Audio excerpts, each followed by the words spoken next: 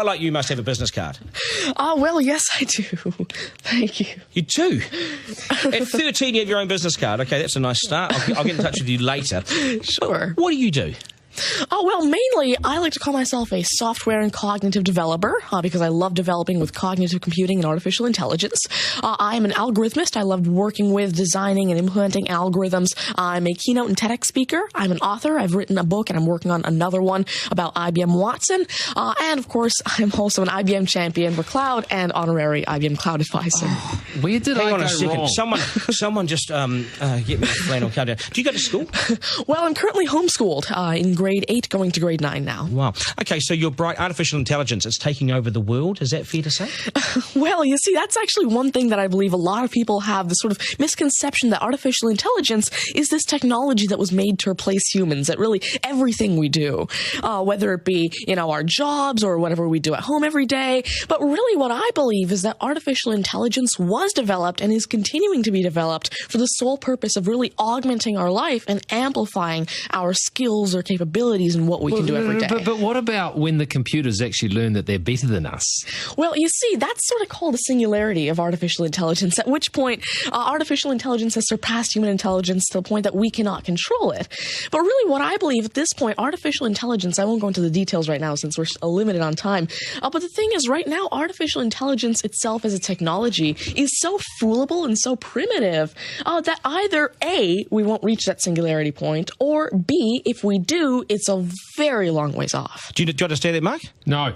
I couldn't. I wanted to take notes for the exam at the end of it. You lost him in the first sentence. Could I perhaps offer you a golf ball? There you go. Thank you very much. You do this YouTube channel, which you teach people. What is that all about, and who is your target audience? Yeah, sure. Now, I actually have a YouTube channel called Tanmay Teaches that I've been running for around 6 years now, and it has over 144 videos and now 22,000 subscribers.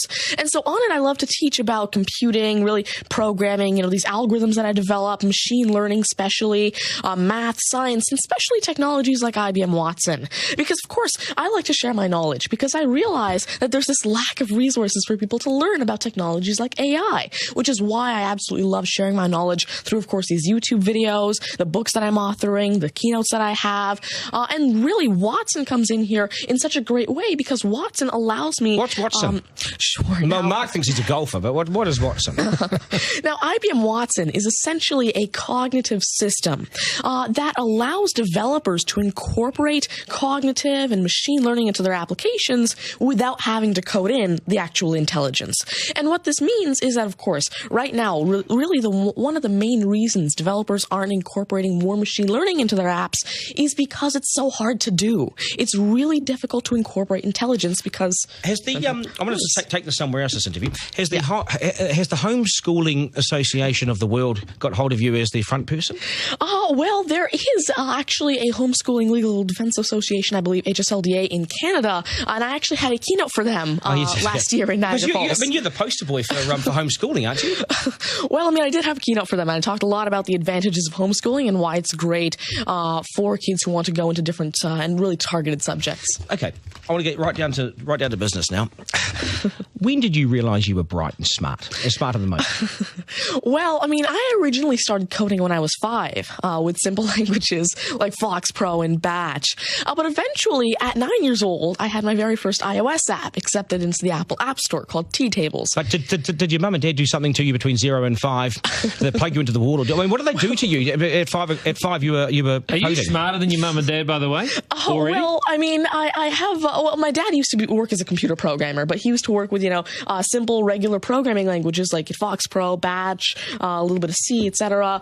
But you see, now I'm really interested in artificial intelligence and how it can actually be implemented on all these different platforms. You'd be a nightmare to teach. You'd be an absolute nightmare to teach, wouldn't you? Because you'll be smarter than the lecturers. You would I never even want to get in an argument with you, ever.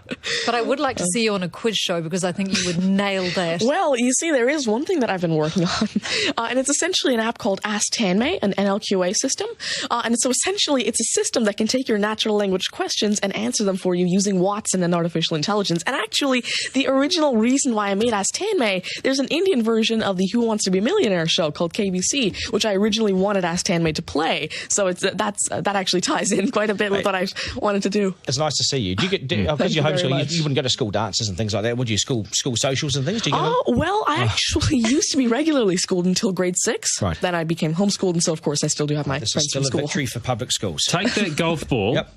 and bring it back to me when you've actually worked out a way in which it'll always go straight.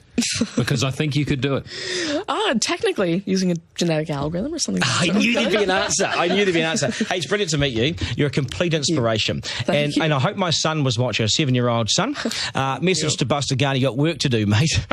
Do your homework, and we got to sharpen things up. Nice to see you. Thank you very much. much. All the very best. Thank You're you. amazing. Thank you. You're amazing. Okay, news is next, and then we are joined by today's panel, which won't be as smart as this guy, but they'll still be good, and we will head back to the beach as well for a game of 9 and 10. So much pressure now on the contestant in 9 and 10 just to rip through it and get it right. It's coming up after 8.